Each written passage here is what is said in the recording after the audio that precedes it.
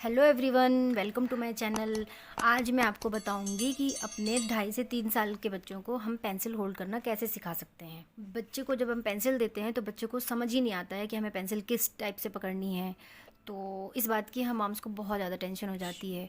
उसके लिए हमें हमारे घर में जो भी कॉपीज़ या डायरीज़ पड़ी होती हैं, सबसे पहले बच्चे को वो दे देना है।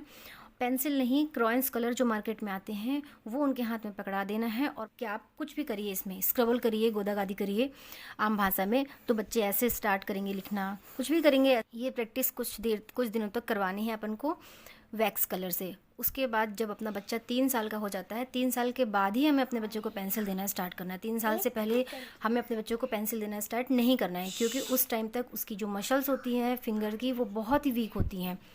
जब आपका बच्चा 3 साल का हो जाता है, उसके बाद हमें अपने बच्चे की फिंगर्स की कुछ एक्सरसाइज करवानी है। तो चलिए मैं अपनी बेटी से एक्सरसाइज करवाती हूँ। चलिए मिशू, ये थंब है, ये फिंगर है, इसको प्रेस करिए, ऐसे प्रेस करिए। इस तरीके से हमें बच्चे को बोलना है कि ये देखिए, थंब और इंडेक्स फिंगर को प्रेस करना है और ओपन करना है, प्रेस करना है और ओपन करना है। जब ये बच्चा कुछ दिनों तो कर लेता है, उसके बाद हमें अपनी ये मिडिल फिंगर भी इंक्लूड करना है और ओपन करवाना है, क्लोज़ करवाना है, ओपन करवाना है, क्लोज़ करवाना है। फिर उसके बाद हमें नेक्स्ट एक्सरसाइज में आनी है। नेक्स्ट एक्सरसाइज में हमें अपने बच्चे को किसी भी मेज़ या कुर्सी पर बैठा देना है और उसके सामने एक टेबल रख देनी है और बोलना है कि पियानो की तरह अपने फिंगर्स को मूव करिए। उससे बच्चे की फिंगर्स की जो मसल्स हैं वो भी स्ट्रांग होंगी। नेक्स्ट एक्सरसाइज में अपने बच्चे का हाथ सरफेस पे रख दिया और बोला चलिए स्पाइडर की तरह अपने हैंड को आगे बढ़ाना है। उससे भी बच्चे की जो फिंगर की मसल है वो स्ट्रांग होंगी, क्योंकि इस एक्सरसाइज में बच्चे की जो फिंगर की हेल्प से ही वो अपने हैंड को मूव कर रहा था। इतनी एक्सरसाइज आप कुछ दिनों तक करवाइए। उसके बाद हमें बच्चे को पेंसिल देना है। जब बच्चा 3 ईयर का कंप्लीट हो जाता है, सबसे पहले हमें ये ध्यान रखना है कि जब भी हम अपने बच्चे को पेंसिल होल्ड कराते हैं तो उसका जो बॉडी का पोस्चर है वो स्ट्रेट होना चाहिए। लूज पोस्चर में कभी भी बच्चे को पेंसिल लिखने के लिए नहीं देनी है। जब हम इतनी एक्सरसाइज करवा लेते हैं, उसके बाद हमें अपने बच्चे को पेंसिल देना है। पेंसिल होल्ड कैसे करना है, क्योंकि काफ़ी बच्चे, इनफैक्ट सारे बच्चे ही पेंसिल गलत तरीके से उठाते हैं। कोई ऐसे उठाता है, कोई ऐसे उठाता है, कोई इस तरीके से होल्ड करता है। सबसे पहले पेंसिल को सरफेस में रख देनी है। जब आपका बच्चा उस फर्स्ट एक्सरसाइज की हेल्प से, 2 फिंगर की हेल्प से पेंसिल को उठा लेता है, तो उसके बाद आपको पेंसिल को ट्विस्ट कर देना है और बोलना है ये जो मिडिल फिंगर है उसे पेंसिल के नीचे रखिए, साथ में ऐड करिए।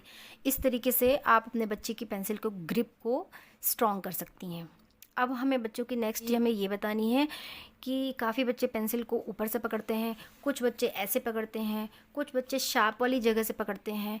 तो आपको बतानी है कि जो शार्प के जो ऊपर की जगह होती है वहाँ से पकड़नी है। अब आती है नेक्स्ट बात हमें ये ध्यान रखने की है कि हमेशा अपन क्या करते हैं कि सबसे पहले मार्केट से पेंसिल लेके आते हैं और यही पेंसिल हम दे देते हैं कि चलिए लिखिए।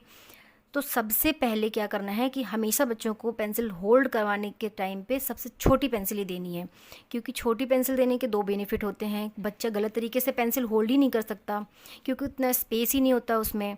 छोटी पेंसिल देंगे, वो सही जगह से ही पेंसिल को होल्ड करेगा। तो ये कुछ बातें थी जो मैं आपको बताना चाहती थी, जो मैंने अपनी बेटी के साथ भी यूज़ किए हैं। मुझे भी काफ़ी सारी प्रॉब्लम्स फेस करनी पड़ी हैं।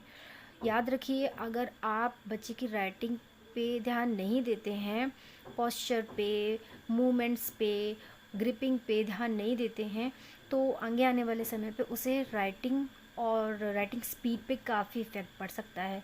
तो मैं उम्मीद करती हूँ कि मेरी बताई हुई चीज़ें आपके लिए थोड़ी भी हेल्पफुल रही हो।